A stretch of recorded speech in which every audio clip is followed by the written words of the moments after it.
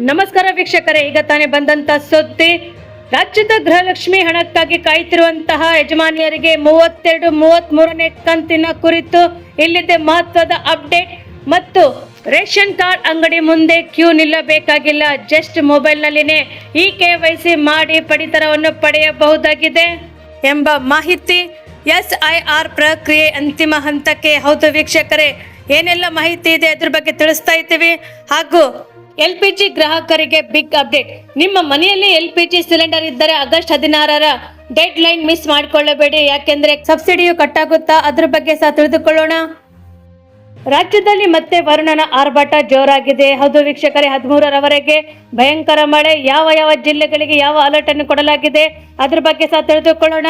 ಮತ್ತು ಈ ಎಲ್ಲ ಮಾಹಿತಿಗಳ ವಿವರಗಳನ್ನು ತಿಳಿಯುವ ಮುನ್ನ ವೀಕ್ಷಕರೇ, ತಾವು ನಮ್ಮ ಚಾನೆಲ್ಗೆ ಮೊದಲು ಬಾರಿ ಭೇಟಿ ನೀಡ್ತಾ ಇದ್ರೆ ದಯವಿಟ್ಟು ಸಬ್ಸ್ಕ್ರೈಬ್ ಮಾಡಿ, ಪಕ್ಕದಲ್ಲಿರುವಂತಹ ಬೆಲ್ ಅನ್ನು ಒತ್ತಿ ಹಾಗೂ ಲೈಕ್ ಮಾಡಿ. ಮತ್ತು ಈ ಎಲ್ಲ ಮಾಹಿತಿಗಳ ವಿವರಗಳನ್ನು ತಿಳಿಯಬೇಕಾದ್ರೆ ದಯವಿಟ್ಟು ತಾವು ಸ್ಕಿಪ್ ಮಾಡದೆ ಈ ವಿಡಿಯೋವನ್ನು ಪೂರ್ತಿಯಾಗಿ ನೋಡಿ. ವೀಕ್ಷಕರೇ, ರಾಜ್ಯದ ಮಹಿಳೆಯರಿಗೆ ರಾಜ್ಯ ಸರ್ಕಾರದಿಂದ ಮತ್ತೊಂದು ಸಿಹಿ ಸುದ್ದಿ ಸಿಕ್ಕಿದೆ. ಹೌದು ವೀಕ್ಷಕರೇ, ಕಾಂಗ್ರೆಸ್ ಸರ್ಕಾರದ ಪ್ರಮುಖ ಗ್ಯಾರಂಟಿ ಯೋಜನೆಗಳಲ್ಲಿ ಒಂದಾದಂತಹ ಗೃಹಲಕ್ಷ್ಮಿ ಯೋಜನೆಯು ಕೂಡ 32ನೇ ಕಂತಿನ ಹಣ ಅರ್ಹ ಫಲಾನುಭವಿಗಳ ಬ್ಯಾಂಕ್ ಖಾತೆಗೆ ಆಲ್ರೆಡಿ ಜಮಾ ಆಗಿದೆ ಎಂದು ಹೇಳಲಾಗುತ್ತಿದೆ. ಮತ್ತು ಮನೆ ಯಜಮಾನಿಯರಿಗೆ ಪ್ರತಿ ತಿಂಗಳು ಆರ್ಥಿಕ ನೆರವು ನೀಡುವ ಉದ್ದೇಶದಿಂದ ರಾಜ್ಯ ಸರ್ಕಾರ ಗೃಹಲಕ್ಷ್ಮಿ ಯೋಜನೆಯನ್ನು ಜಾರಿಗೆಗೊಳಿಸಿದೆ. ಹೌದು ವೀಕ್ಷಕರೇ, ಈ ಯೋಜನೆ ಅಡಿಯಲ್ಲಿ ಅರ್ಹ ಮಹಿಳಾ ಫಲಾನುಭವಿಗಳಿಗೆ ಪ್ರತಿ ತಿಂಗಳು ನಿಗದಿತ ಮೊತ್ತವನ್ನು ನೇರವಾಗಿ ಬ್ಯಾಂಕ್ ಖಾತೆಗಳಿಗೆ ಜಮಾ ಮಾಡಲಾಗುತ್ತಿದೆ. ಇನ್ನು ಗೃಹಲಕ್ಷ್ಮಿ ಯೋಜನೆ ಹಣ ಬಿಡುಗಡೆ ಬಗ್ಗೆ ಕೊಪ್ಪಳ ಜಿಲ್ಲಾ ಮಟ್ಟದ ಗ್ಯಾರಂಟಿ ಯೋಜನೆಗಳಲ್ಲಿ ಅನುಷ್ಠಾನದ ಪ್ರಾಧಿಕಾರರು ಕೂಡ ಮಾಹಿತಿಯನ್ನು ತಿಳಿಸಿದ್ದು, ಗ್ಯಾರಂಟಿ ಸರ್ಕಾರದಿಂದ ಕೊಪ್ಪಳ ಜಿಲ್ಲೆಯಲ್ಲಿನ ಒಟ್ಟು 3,13,183 ಗೃಹಲಕ್ಷ್ಮಿ ಯೋಜನೆಯ ಫಲಾನುಭವಿಗಳಿಗೆ ಜೂನ್ 26ರ ಮಾಹೆಯ ಒಟ್ಟು 62,63,66,000 ರೂಪಾಯಿ ಬಿಡುಗಡೆಯಾಗಿದ್ದು, ಅರ್ಹ ಎಲ್ಲ ಫಲಾನುಭವಿಗಳ ಖಾತೆಗೆ 32ನೇ ಕಂತಿನ ತಲಾ 2,000 ರೂಪಾಯಿ ಹಣ ಜಮಾ ಆಗುತ್ತಿದೆ. ಇನ್ನು 2 ಅಥವಾ 3 ದಿನದಲ್ಲಿ ಜಮಾದ ಪ್ರಕ್ರಿಯೆ ಪೂರ್ಣಗೊಳ್ಳಲಿದೆ ಎಂದು ಕೂಡ ಎನ್ನಲಾಗುತ್ತಿದೆ. ಮತ್ತು 33ನೇ ಕಂತಿನ ಹಣವು ಕೂಡ ಇನ್ನು ಕೆಲವೇ ದಿನಗಳಲ್ಲಿ ಬಿಡುಗಡೆಯಾಗಲಿದೆ. ಗೃಹಲಕ್ಷ್ಮಿ ಯೋಜನೆಯ ದಾಖಲೆಗಳ ಪರಿಶೀಲನೆಯಿಂದ ಯಾವುದೇ ಫಲಾನುಭವಿಗಳಿಗೆ ಯಾವುದೇ ರೀತಿಯಲ್ಲಿ ತೊಂದರೆ ಆಗುವುದಿಲ್ಲ ಎಂದು ಕೂಡ ತಿಳಿಸಿದ್ದಾರೆ. ಅದಲ್ಲದೆ ಕೊಪ್ಪಳ ಜಿಲ್ಲೆಯಲ್ಲಿನ ಗೃಹಲಕ್ಷ್ಮಿ ಯೋಜನೆಯ ಫಲಾನುಭವಿಗಳ ಪೈಕಿ ಮರಣ ಹೊಂದಿದ್ದಾಗಿ ಗುರುತಿರುವಂತಹ 7,086 ಫಲಾನುಭವಿಗಳಿಗೆ ಜಮಾ ಆಗಿದ್ದು, ಸಹಾಯಧನದ ಒಟ್ಟು ಮೊತ್ತಿನಲ್ಲಿ 86,67,608 ರೂಪಾಯಿಗಳನ್ನು ಆ ಫಲಾನುಭವಿಗಳ ಬ್ಯಾಂಕ್ ಖಾತೆಯಿಂದ ಮರಳಿ ಪಡೆದು ಖಜಾನೆಗೆ ಮರಳು ಮೂಲಕ ಸರ್ಕಾರಕ್ಕೆ ಮರುಪಾವತಿಸಲಾಗಿದೆ ಎಂದು ಕೂಡ ಎನ್ನಲಾಗುತ್ತಿದೆ. ಮತ್ತು 32ನೇ ಕಂತಿನ ಹಣ ಯಾರಿಗೆ ಸಿಗಲಿದೆ ಅದು ಕೂಡ ತಿಳಿದುಕೊಳ್ಳೋಣ. ಗೃಹಲಕ್ಷ್ಮಿ ಯೋಜನೆಯ ನೋಂದಾಯಿಸಿಕೊಂಡಂತಹ ಯೋಜನೆಯ ಮಾನದಂಡಗಳನ್ನು ಪೂರೈಸಿರುವಂತಹ ಅರ್ಹ ಫಲಾನುಭವಿಗಳಿಗೆ 32ನೇ ಕಂತಿನ ಹಣ ಜಮಾವಾಗಲಿದೆ. ಬ್ಯಾಂಕ್ ಖಾತೆ ಆಧಾರ್ ಜೋಡಣೆ ಸೇರಿದ್ದರೆ, ಅಗತ್ಯ ದಾಖಲೆಗಳು ಸರಿಯಾಗಿದ್ದರೆ ಮಾತ್ರ ಖಾತೆಗೆ ಸಕ್ರಿಯವಾದಂತಹ ಮುಖ್ಯವಾಗಿದ್ದರೆ ಕೆಲವು ಫಲಾನುಭವಿಗಳಿಗೆ ಖಾತೆಗಳಿಗೆ ಹಣ ಜಮಾ ಆಗುತ್ತಿದ್ದರೆ ಮತ್ತು ಕೆಲವರಿಗೆ ಖಾತೆಗಳಿಗೆ ಹಂತವಾಗಿ ಹಣ ವರ್ಗಾವಣೆಯಾಗುವಂತಹ ಸಾಧ್ಯತೆ ಇದೆ ಎಂದು ಕೂಡ ಎನ್ನಲಾಗುತ್ತಿದೆ. ಮತ್ತು ಹಣ ಜಮಾ ಯಾರಿಲ್ಲವೋ ಅವರು ಆತಂಕ ಪಡುವಂತಹ ಅಗತ್ಯವಿಲ್ಲ, ಯಾಕೆಂದ್ರೆ ಹಣ ಜಮಾ ಆಗಿದೆ ಅಥವಾ ಇಲ್ಲ ಎಂದು ಪರಿಶೀಲಿಸುವುದು ಅದು ಕೂಡ ಹೇಗೆ ಅಂತ ತಿಳಿದುಕೊಳ್ಳೋಣ. ಫಲಾನುಭವಿಗಳು ತಮ್ಮ ಬ್ಯಾಂಕ್ ಖಾತೆಯ ಸ್ಟೇಟ್ಮೆಂಟ್ ಅಥವಾ ಮೊಬೈಲ್ಗೆ ಬರುವಂತ ಬ್ಯಾಂಕ್ ಸಂದೇಶ ಮತ್ತು ಬ್ಯಾಂಕ್ ಸಂಪರ್ಕಿತ ಸೇವೆಗಳ ಮೂಲಕ ಹಣ ಜಮಾ ಆಗಿದೆ ಎಂಬುದು ಸಹ ಪರಿಶೀಲನೆ ಮಾಡಿಕೊಳ್ಳಬಹುದು.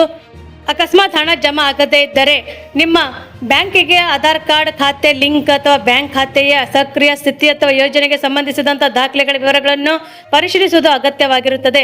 ದಾಖಲೆಗಳ ಸಮಸ್ಯೆ ಏನಾದರೂ ಇದ್ದರೆ, ಗೃಹಲಕ್ಷ್ಮಿ ಯೋಜನೆ ಹಣ ಪಡೆಯಲು ಯಾವುದೇ ತಾಂತ್ರಿಕ ಅಥವಾ ದಾಖಲೆ ಸಮಸ್ಯೆ ಎದುರಾದರೆ ಸಂಬಂಧಪಟ್ಟಂತಹ ಸೇವಾ ಕೇಂದ್ರ ಅಥವಾ ಅಧಿಕಾರಿಗಳನ್ನು ಸಂಪರ್ಕಿಸಿ ಸಮಸ್ಯೆಯನ್ನು ಪರಿಹರಿಸಿಕೊಳ್ಳಬಹುದು. ಬ್ಯಾಂಕ್ ಖಾತೆಗೆ ಆಧಾರ್ ಜೋಡಣೆ ಮತ್ತು ಇತರ ವಿವರಗಳು ಸರಿಯಾಗಿರುವುದು ಫಲಾನುಭವಿಗಳ ಖಚಿತಪಡಿಸಿಕೊಳ್ಳಬೇಕಾಗುತ್ತದೆ. ರಾಜ್ಯ ಸರ್ಕಾರದ ಗ್ಯಾರಂಟಿ ಯೋಜನೆಗಳ ಪೈಕಿ ಗೃಹಲಕ್ಷ್ಮಿ ಯೋಜನೆಯು ಮಹಿಳೆಯರಿಗೆ ಆರ್ಥಿಕ ಸಬಲೀಕರಣಕ್ಕೆ ಪ್ರಮುಖ ಯೋಜನೆಯಾಗಿ ಮುಂದುವರೆದಿದ್ದು ಮತ್ತು ಪ್ರತಿ ತಿಂಗಳ ಆರ್ಥಿಕ ನೆರವು ಕುಟುಂಬದ ದೈನಂದಿನ ಅಗತ್ಯಗಳಿಗೆ ಸಹಕಾರಿಯಾಗಿದೆ ಎಂದು ಕೂಡ ಎನ್ನಲಾಗುತ್ತಿದೆ. ವೀಕ್ಷಕರೇ, ರಾಜ್ಯದಲ್ಲಿ ಅನರ್ಹ ಪಡಿತರ ಚೀಟಿಗಳನ್ನು ರದ್ದುಗೊಳಿಸಿ ನೇರ ಬಡ ಕುಟುಂಬಗಳಿಗೆ ಸರ್ಕಾರದ ಉಚಿತ ಹಾಗೂ ಸಬ್ಸಿಡಿ ರೇಷನ್ ತಲುಪುವ ಉದ್ದೇಶದಿಂದ ಆಹಾರ ಮತ್ತು ನಾಗರಿಕ ಸರಬರಾಜು ಇಲಾಖೆಯು KYC ಪ್ರಕ್ರಿಯೆಯನ್ನು ಕಡ್ಡಾಯಗೊಳಿಸಿದೆ. ನಿಗದಿತ ಅವಧಿಯೊಳಗೆ KYC ಪೂರ್ಣಗೊಳಿಸದಿದ್ದರೆ ಪಡಿತರ ವಿತರಣೆ ಸ್ಥಗಿತಗೊಳ್ಳುವ ಸಾಧ್ಯತೆ ಇದೆ ಎಂದು ಕೂಡ ಹೇಳಬಹುದಾಗಿದೆ. ಇದುವರೆಗೂ KYC ಮಾಡಿಸಲು ನ್ಯಾಯಬೆಲೆ ಅಂಗಡಿಗಳ ಮುಂದೆ ಗಂಟೆಗಟ್ಟಲೆ ಸರದಿಯಲ್ಲಿ ನಿಲ್ಲಬೇಕಿತ್ತು. ಕೆಲವೊಮ್ಮೆ ಸರ್ವರ್ ಸಮಸ್ಯೆಯಿಂದಾಗಿ ಜನರು ರೋಸಿ ಹೋಗುತ್ತಿದ್ದರು. ಸಾರ್ವಜನಿಕರ ಅನುಕೂಲಕ್ಕಾಗಿ ಸರ್ಕಾರ ಈಗ ಹೊಸ ತಂತ್ರಜ್ಞಾನ ಆಧಾರಿತ ಪರಿಹಾರ ಕಂಡುಕೊಂಡಿದ್ದು ಮತ್ತು ಜನರನ್ನು ತಮ್ಮ ಸ್ಮಾರ್ಟ್ ಫೋನ್ ಮೂಲಕವೇ ಕೇವಲ 2 ನಿಮಿಷಗಳಲ್ಲಿ ಪ್ರಕ್ರಿಯೆಯನ್ನು ಪೂರ್ಣಗೊಳಿಸಬಹುದಾಗಿದೆ ಎಂದು ಕೂಡ ಎನ್ನಲಾಗುತ್ತಿದೆ. ವೀಕ್ಷಕರೇ, ಇಕೆವೈಸಿ ಮಾಡಿಸಲು ಅಗತ್ಯವಿರುವಂತಹ ಪೂರ್ವ ಸಿದ್ಧತೆಗಳೆಂದರೆ 5 ವರ್ಷಕ್ಕಿಂತ ಮೇಲ್ಪಟ್ಟ ಕುಟುಂಬದ ಪ್ರತಿಯೊಬ್ಬ ಸದಸ್ಯರಿಗೂ ಇಕೆವೈಸಿ ಮಾಡಿಸುವುದು ಕಡ್ಡಾಯವಾಗಿದೆ. ಮೊಬೈಲ್ ಮೂಲಕ ಪ್ರಕ್ರಿಯೆ ನಡೆಸುವಂತ ಮುನ್ನವೇ ಸಿದ್ಧತೆಗಳನ್ನು ಮಾಡಿಕೊಳ್ಳಬೇಕಾಗುತ್ತದೆ. ಆ ಸಿದ್ಧತೆಗಳು ಯಾವೆಂದು ಕೂಡ ತಿಳಿದುಕೊಳ್ಳೋಣ. ಕುಟುಂಬದ ಎಲ್ಲ ಸದಸ್ಯರು ಆಧಾರ್ ಕಾರ್ಡ್ಗಳು, ಮೂಲ ಪಡಿತರ ಚೀಟಿ, ಆಧಾರ್ ಕಾರ್ಡ್ಗೆ ಲಿಂಕ್ ಆಗಿರುವಂತಹ ಮೊಬೈಲ್ ನಂಬರ್ ಮತ್ತು ಇಕೆವೈಸಿ ವೇಳೆ ಬರುವಂತಹ OTP ಪಡೆಯಲು ಸಂಖ್ಯೆ ಸಕ್ರಿಯವಾಗಿರಬೇಕು. ವೀಕ್ಷಕರೇ ಗಮನಿಸಿ, ನಿಮ್ಮ ರೇಷನ್ ಕಾರ್ಡ್ಗೆ ಆಧಾರ್ ಸಂಖ್ಯೆ ಈಗಾಗಲೇ ಲಿಂಕ್ ಆಗಿದ್ದರೆ ಮಾತ್ರ ಆನ್ಲೈನ್ನಲ್ಲಿ ಇಕೆವೈಸಿ ಮಾಡಿಸಲು ಸಾಧ್ಯ. ಲಿಂಕ್ ಆಗದೇ ಇದ್ದರೆ ಒಮ್ಮೆ ನ್ಯಾಯಬೆಲೆ ಅಂಗಡಿಗೆ ಅಥವಾ ಕಚೇರಿಗೆ ಭೇಟಿ ನೀಡಿ ಲಿಂಕ್ ಮಾಡಿಸಬೇಕಾಗುತ್ತದೆ ಎಂದು ಎನ್ನಲಾಗುತ್ತಿದೆ. ಮತ್ತು ನಿಮ್ಮ ರೇಷನ್ ಕಾರ್ಡ್ನ ಇಕೆವೈಸಿ ಪೂರ್ಣಗೊಂಡಿದೆಯೇ ಇಲ್ಲವೇ ಎಂಬುದನ್ನು ಪರಿಶೀಲಿಸಲು ಆಹಾರ ಇಲಾಖೆಯು ಕೂಡ ಅಧಿಕೃತ ವೆಬ್ಸೈಟ್ ಕೂಡ ಭೇಟಿ ನೀಡಿ ಅಲ್ಲಿ ತಾವು ತಿಳಿದುಕೊಳ್ಳಬಹುದು. ಮತ್ತು ರೇಷನ್ ಕಾರ್ಡ್ ಸಂಖ್ಯೆ ಅಥವಾ ಆಧಾರ್ ಸಂಖ್ಯೆಯನ್ನು ನಮೂದಿಸುವ ಮೂಲಕ ಕೆವೈಸಿ ಸ್ಥಿತಿಗತಿಗಳನ್ನು ಸುಲಭವಾಗಿ ತಿಳಿದುಕೊಳ್ಳಬಹುದಾಗಿದೆ ಎಂದು ಕೂಡ ಎನ್ನಲಾಗುತ್ತಿದೆ. ವೀಕ್ಷಕರೇ, ರಾಜ್ಯದ ಮತದಾರರ ಪಟ್ಟಿಯನ್ನು ನವೀಕರಿಸುವಂತಹ ಉದ್ದೇಶದಿಂದ ಚುನಾವಣಾ ಆಯೋಗ ಕೈಗೊಂಡಿರುವಂತಹ ವಿಶೇಷ ತೀವ್ರ ಪರಿಷ್ಕರಣೆ ಪ್ರಕ್ರಿಯೆ ಅಂತಿಮ ಹಂತ ತಲುಪಿದೆ. ಮನೆ ಮನೆಗೆ ವಿತರಿಸಲಾದಂಥ SIR ಅರ್ಜಿಗಳನ್ನು ಅಧಿಕಾರಿಗಳಿಗೆ ಸಲ್ಲಿಸಲು BLOಗಳು ಆಗಸ್ಟ್ 8 ಕೊನೆಯ ದಿನವಾಗಿತ್ತು. ನಂತರ ಯಾವುದೇ ಅರ್ಜಿಗಳನ್ನು ಸ್ವೀಕರಿಸುವುದಿಲ್ಲ ಎಂದು ಕೂಡ ಚುನಾವಣಾ ಆಯೋಗ ಸ್ಪಷ್ಟಪಡಿಸಿದೆ. ಜೂನ್ 30ರಿಂದ ಆರಂಭಗೊಂಡಂತ ಈ ಅಭಿಯಾನದಲ್ಲಿ ರಾಜ್ಯದ 5.54 ಕೋಟಿ ಅಧಿಕ ಮತದಾರರು ಅರ್ಜಿ ನಮೂನೆಯನ್ನು ತಲುಪಿಸಲಾಗಿದೆ. ಆಯೋಗದ ಮಾಹಿತಿ ಪ್ರಕಾರ ಬಹುತೇಕ ಎಲ್ಲ ಅರ್ಜಿಗಳ ಮಾಹಿತಿಯನ್ನು ಈಗಾಗಲೇ ಡಿಜಿಟಲ್ ವ್ಯವಸ್ಥೆ ದಾಖಲಿಸಲಾಗಿದೆ. ಕೆಲವೇ ಸಾವಿರ ಅರ್ಜಿಗಳು ಪ್ರಕ್ರಿಯೆ ಮಾತ್ರ ಬಾಕಿ ಉಳಿದಿದ್ದು ಇನ್ನು ಅತಿ ಶೀಘ್ರದಲ್ಲಿ ಪೂರ್ಣಗೊಳಿಸಲು ಅಧಿಕಾರಿಗಳು ಕಾರ್ಯನಿರ್ವಹಿಸುತ್ತಿದ್ದಾರೆ ಎಂದು ಕೂಡ ಎನ್ನಲಾಗುತ್ತಿದೆ. ಪರಿಷ್ಕರಣೆ ವೇಳೆ ಸುಮಾರು 1.10 ಕೋಟಿ ಮತದಾರರನ್ನು ವರ್ಗಾಯಿಸಿ ಗುರುತಿಸಲಾಗಿದೆ.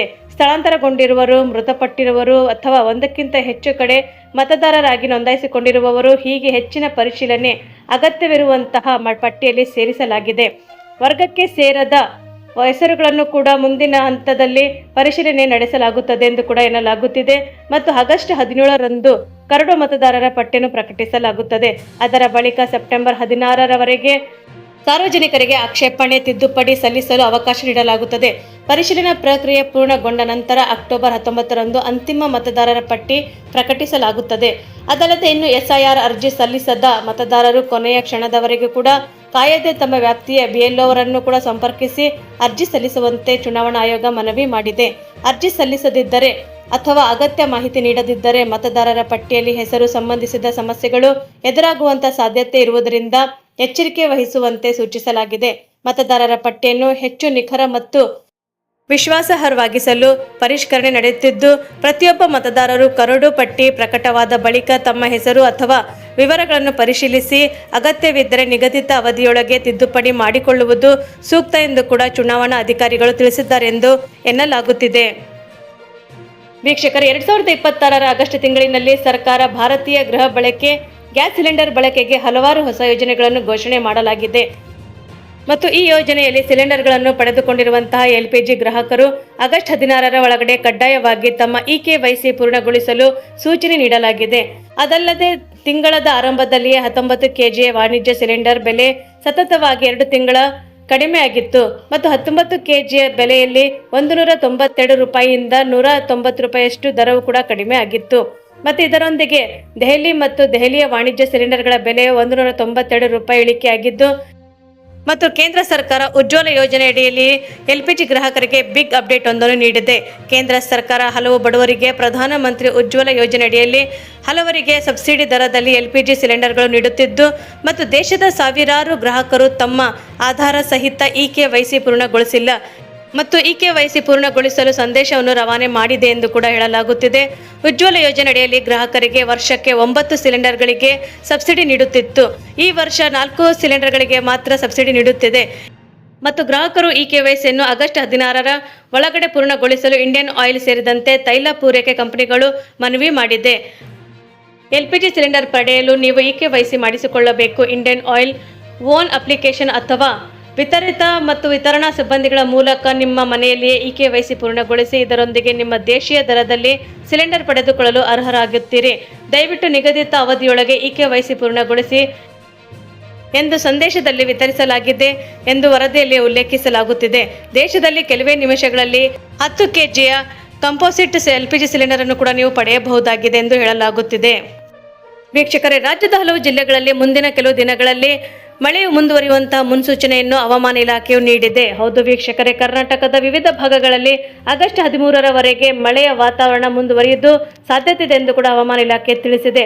ಅದಲ್ಲದೆ ಕರಾವಳಿ ಮತ್ತು ಮಲೆನಾಡು ಭಾಗಗಳಲ್ಲಿ ಉತ್ತಮ ಮಳೆಯಾಗುವಂತ ನಿರೀಕ್ಷೆ ಇದ್ದು, ಉಡುಪಿ ಮತ್ತು ಉತ್ತರ ಕನ್ನಡ ಹಾಗೂ ಕೊಡಗು ಜಿಲ್ಲೆಗಳಲ್ಲಿ ಯೆಲ್ಲೋ ಅಲರ್ಟ್ ಅನ್ನು ಘೋಷಿಸಲಾಗಿದೆ. ಬೆಂಗಳೂರಿನ ಭಾರಿ ಮಳೆಯಾಗುವಂತ ಎಚ್ಚರಿಕೆ ಕೂಡ ಇಲ್ಲದಿದ್ದರೂ ಮುಂದಿನ 4 ದಿನಗಳ ಕಾಲ ಹಗುರದಿಂದ ಸಾಧಾರಣ ಮಳೆಯಾಗುವಂತ ಸಾಧ್ಯತೆ ಇದೆ ಎಂದು ಕೂಡ ಹವಾಮಾನ ಇಲಾಖೆಯ ತಜ್ಞರು ಮಾಹಿತಿಯನ್ನು ನೀಡಿದ್ದಾರೆ ಎಂದು ಎನ್ನಲಾಗುತ್ತಿದೆ. ಅದಲ್ಲದೆ ಆಗಸ್ಟ್ 8ರಿಂದ ಉಡುಪಿ, ಉತ್ತರ ಕನ್ನಡ ಮತ್ತು ದಕ್ಷಿಣ ಕನ್ನಡ, ಶಿವಮೊಗ್ಗ, ಚಿಕ್ಕಮಗಳೂರು ಮತ್ತು ಕೊಡಗು ಜಿಲ್ಲೆಗಳಲ್ಲಿ ಭಾರಿ ಮಳೆಯಾಗುವಂತ ಸಾಧ್ಯತೆ ಇದ್ದು, ಆ ಜಿಲ್ಲೆಗಳಿಗೆ ಯೆಲ್ಲೋ ಅಲರ್ಟ್ ಅನ್ನು ಜಾರಿಗೆಗೊಳಿಸಿದೆ ಎಂದು ಹೇಳಲಾಗುತ್ತಿದೆ.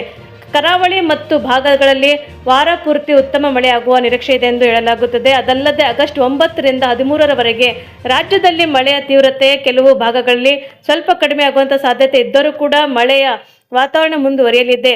ಭಾರಿ ಮಳೆಯ ಮುನ್ಸೂಚನೆ ಇರುವ ಜಿಲ್ಲೆಗಳಲ್ಲಿ ಜನರು ಎಚ್ಚರಿಕೆಯಿಂದ ಇರಬೇಕೆಂದು ಕೂಡ ಅಧಿಕಾರಿಗಳು ಸಲಹೆ ನೀಡಿದ್ದಾರೆ. ಹವಾಮಾನ ಇಲಾಖೆಯು ಕೂಡ ಮುನ್ಸೂಚನೆ ನೀಡಿದೆ ಎಂದು ಕೂಡ ಎನ್ನಲಾಗುತ್ತಿದೆ.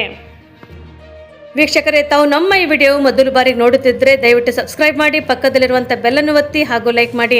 ನಿಮ್ಮ ಸಲಹೆ ಮತ್ತು ಸೂಚನೆಗಳನ್ನು ದಯವಿಟ್ಟು ನಮಗೆ ಕಮೆಂಟ್ ಬಾಕ್ಸಲ್ಲಿ ತಿಳಿಸಿ ಮತ್ತು ತಪ್ಪದೇ ನಿಮ್ಮ ಊರನ್ನು ಕೂಡ ಮೆನ್ಷನ್ ಮಾಡಿ. ಯಾಕೆಂದರೆ ಮುಂದಿನ ಮಾಹಿತಿಗಳನ್ನು ಅಪ್ಡೇಟ್ ಮಾಡಲು ನಮಗೆ ಅನುಕೂಲವಾಗುತ್ತದೆ. ಮತ್ತು ನಮ್ಮ ಈ ವಿಡಿಯೋವನ್ನು ತಾವು ಪೂರ್ತಿಯಾಗಿ ನೋಡಿದ್ದಕ್ಕೆ ತಮಗೆ ಧನ್ಯವಾದಗಳು.